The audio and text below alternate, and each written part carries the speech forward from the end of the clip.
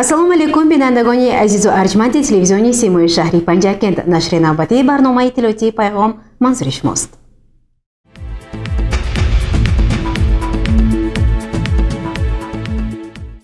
раиси шаҳри Панҷакент Абдухолиқ Холиқзода ба ҷамоати деҳотӣ саразм сафари корӣ анҷом дода, бо рафти бунёди иншоотҳои ҷашнӣ шинос гардида, бо фаъолон мулоқот анҷом дод.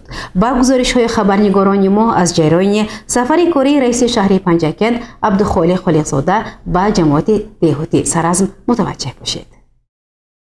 бо мақсади ошноӣ пайдо кардан бо рафти бунёди иншоотҳои гуногун, мулоқот бо мардум ва ифтитоҳи иншооти гуногун, раиси шаҳри Панҷакент Холиқзода Абдухолиқ дар ҷамоати деҳоти саразм сафари корӣ анҷом дод. Сокинони деҳаҳои Ваҳдат, Абдусамад, Кӯҳдоман ва чиларчаи ҷамоати деҳоти саразми шаҳри Панҷакент тасмим гирифтанд болои соли селрав, ки аз паҳлӯи ин деҳаҳо убур мекунад ва роҳ аз тариқи он мегузарад, пул бунёд намоянд. бо дастгирии мақомоти иҷроияи маҳаллии ҳокимияти давлатии шаҳр ва саҳмгузории сокинони ин деҳаҳо, ҳоло дар ин мавзеъ бунёди пули мошингузар ба дарозии 18 ва бари 5 метр аз тариқи ҳашар идома дорад. раиси шаҳри Панҷакент Холиқзода Абдухолиқ зимни боздид аз рафти сохтмони пул бо беш аз 100 нафар сокинони деҳаҳои ҷамоати деҳот, ки дар ҳашар иштирок доштанд, суҳбати гарму самимӣ анҷом дод.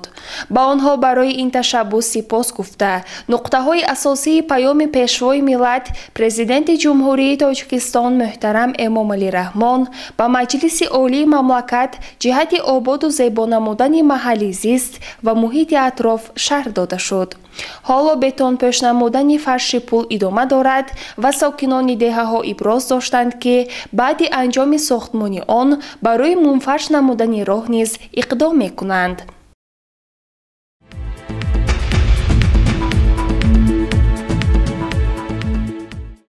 соҳаи тандурустӣ ва ҳифзи иҷтимоии аҳолӣ самти афзалиятноки сиёсати давлати Тоҷикистон ба ҳисоб рафта, аз ҷониби ҳукумати мамлакат ҷиҳати таъмин намудани солимии аҳолӣ ва баланд бардоштани сифати хизматрасониҳои тиббӣ ҳамаи чораҳои зарури амалӣ шуда истодаанд. дар ин замина мақомоти иҷроияи маҳаллии ҳокимияти давлатии шаҳр бо дастури раиси вилояти Суғд Раҷаббой Аҳмадзода ҷиҳати беҳдошти пойгоҳи соҳаи тандурустӣ тадбирҳои амалӣ меандешад. дар деҳаи чиларчаи ҷамоати деҳоти саразм бинои нави бунгоҳи тиббӣ бо иштироки раиси шаҳри Панҷакент Холиқзода Абдухолиқ ва ҷамъи сокинони деҳа мавриди истифода қарор дода шуд. бино бо мусоидати мақомоти иҷроияи маҳаллии ҳокимияти давлатии шаҳр ва саҳми соҳибкор Хайрулло Раҳимов бо харҷи беш аз 250 000 сомонӣ аз тариқи ҳашар сохта шудааст. бунгоҳи тиббии нав аз 5 ҳуҷраи барҳаво иборат буда, ба беш аз 2200 нафар сокинони деҳа хизмат мерасонад. зимни ифтитоҳи бинои нав раиси шаҳри Панҷакент ба ташаббускорон ва сокинони деҳа барои ин иқдоми нек изҳори сипос намуда, аз ғамхориҳои ҳукумати мамлакат барои ҳифзи саломатии аҳолӣ ёдовар шуд. сокинони деҳа ҳамчунин омодагиашонро барои идомаи корҳои ободонӣ барои истиқболи сазовори ҷашни 35-мин солгарди истиқлоли давлати ҷумҳурии Тоҷикистон баён доштанд.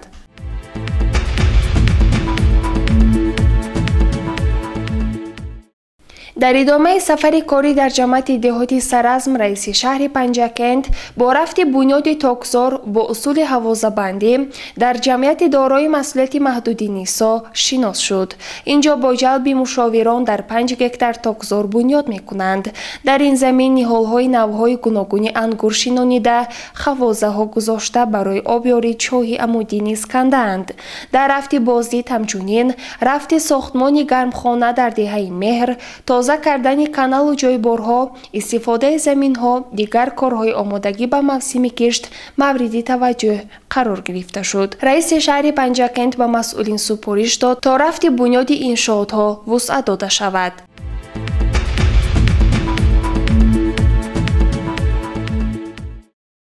дар ҷанбасти боздид аз ҷамоати деҳоти Саразм дар бинои ҷамоат ҷаласаи корӣ таҳти роҳбарии раиси шаҳри Панҷакент Холиқзода Абдухолиқ баргузор шуд ва дар он масъалаи истифодаи босамари замин дар хоҷагиҳои деҳқонӣ ва инфиродӣ бо иштироки фаъолон баррасӣ шуда ба онҳо ҷиҳати истифодаи оқилонаи ҳар қитъа замин, ҷалби соҳибкорон барои обёрии заминҳои лалмӣ ва бунёди боғ дастур дода шуд ва дар ҳамин замина ҳисоботи роҳбарони хоҷагиҳои деҳқонӣ ва масъулон шунида шуда барои бартараф кардани камбудиҳо раиси шаҳри Панҷакент дастур дод.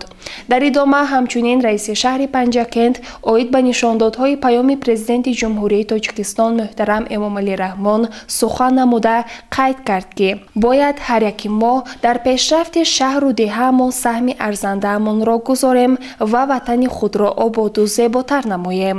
гузориши Сабрина Акрам ва Вашо Ҳусайн Солиҳов.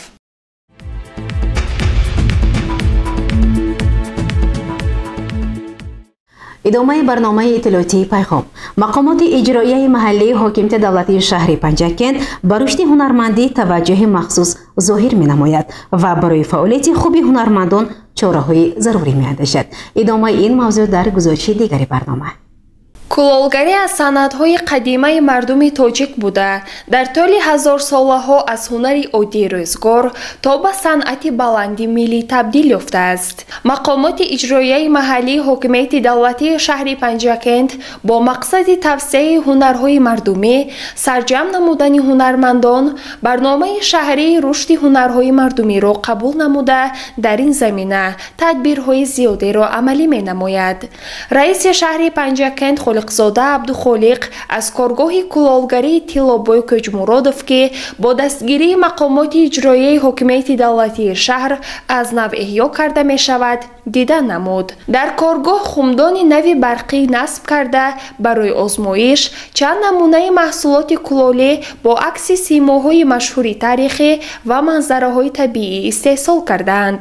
раиси шаҳри Панҷакент зимни суҳбат бо Тиллобой Кӯҷмуродов изҳор дошт ки ҳамаи корҳои омодагиро анҷом дода истеҳсоли маҳсулоти кулолӣ аз ҷумла арғумонҳои миллиро ки ба он сайёҳони дохилӣ ва хориҷӣ таваҷҷӯҳи зиёд доранд ва харидорони маҳаллии онҳо низ кам нестанд шурӯъ карда наврасону ҷавононро ба омӯхтани ин ҳунари мардумӣ ҷалб намояд. ҳамчунин раиси шаҳри Панҷакент Холиқзода Абдухолиқ бо фаъолияти хоҷагии ниҳолпарварии шаҳр шинос шуда аз рафти парвариши ниҳолҳои мевадиҳанда ва ороишӣ дидан карда ба роҳбарияти он дастур дод ки барои бунёди боғу тогзорҳои нав, корҳои сабзу хуррамгардонии ҳудуди шаҳру деҳот, шафати роҳҳо омодагӣ дида аз ҳоло барои роҳандозии фурӯши ниҳолҳои ороишӣ тадбирҳои амалӣ андешанд.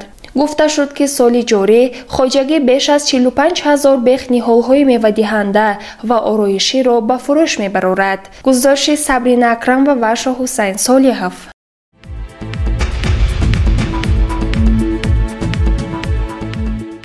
бо мақсади сазовор истиқбол гирифтани ҷашни фархундаи ҷумҳурии Тоҷикистон 35-мин солгарди истиқлоли давлатии ҷумҳурии Тоҷикистон дар шаҳру деҳоти Панҷакент корҳои ободониву созандагӣ бомаром идома дорад.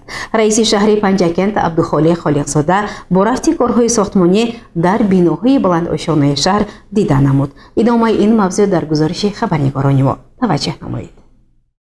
ба истиқболи 35-солагии истиқлоли давлатии ҷумҳурии Тоҷикистон дар шаҳри Панҷакент бунёди 556 иншоот пешбинӣ шуда 313 тои он мавриди истифода қарор дода шудааст ва ҳоло сохтмони 33 бинои истиқоматии баландошона бо марказҳои савдо ва нуқтаҳои хизматрасонӣ, дигар иншооти таъиноти истеҳсолию иҷтимоӣ идома дорад. боздиди раиси шаҳри Панҷакент аз мавзеи қаволаи шаҳр оғоз гардид ва нахуст раиси шаҳр бо рафти корҳои сохтмонии бинои баландошонаи соҳибкор Зафар Ҷӯмаев шинос шуд. бино аз 10 ошёна иборат буда фармоишгар ва пудратчии он ҷамъияти дорои масъулияти маҳдуди қудрат сохтмон мебошад. раиси шаҳр ба масъулон ҷиҳати босифат анҷом додани корҳои сохтмонӣ дастур дод. дар ҳамин мавзеъ раиси шаҳри Панҷакент бо рафти сохтмони бинои баландошона шинос гардида эродҳои ҷиддии хешро оид ба суст будани тозагӣ ва фаъолияти корхонаи давлатии фаръии хоҷагии манзилию коммуналӣ баён кард. ба сармеъмори шаҳр супориш дода шуд то бо соҳибкорону сохтмончиёне ки дар мавзеи қавола фаъолият мекунанд шартнома карда барои дар ду тарафи роҳ оғоз намудани сохтмони биноҳои баландошона мусоидат намояд. раиси шаҳри Панҷакент ба масъулони соҳаи хоҷагии манзилию коммуналӣ супориш дод то бо ҷалби сокинон ва кормандони корхонаи фаръии давлатии хоҷагии манзилию коммуналӣ ҳашари тозагӣ гузаронида тозагии ду тарафи роҳро таъмин намоянд. зимни шиносоӣ бо рафти корҳои сохтмонии бинои баландошонаи соҳибкор Иноятов, бунёди коргоҳи пойафзолбарорӣ, раиси шаҳр ба масъулони дахлдор ва соҳибкор ҷиҳати вусъати корҳо ва истифодаи масолиҳи босифати сохтмонӣ дастур дод. дар паҳлӯи маркази савдои Ҳумо сохтмони бинои баландошонаи ҷамъияти дорои масъулияти маҳдуди Шоҳманзил бо маром идома дорад. раиси шаҳри Панҷакент бо рафти корҳои сохтмонӣ дар иншооти мазкур шинос гардида ба соҳибкорон барои риояи техникаҳои бехатарӣ дуруст ба роҳ мондани фаъолият тавсиҳот дод.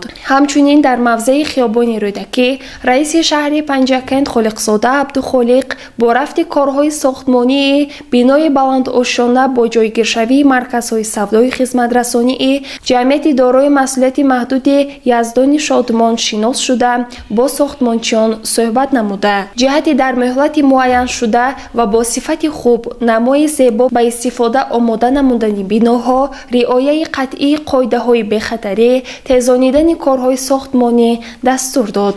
гузориши Сабрина Акрамова ва Шоҳусайн Солиҳов.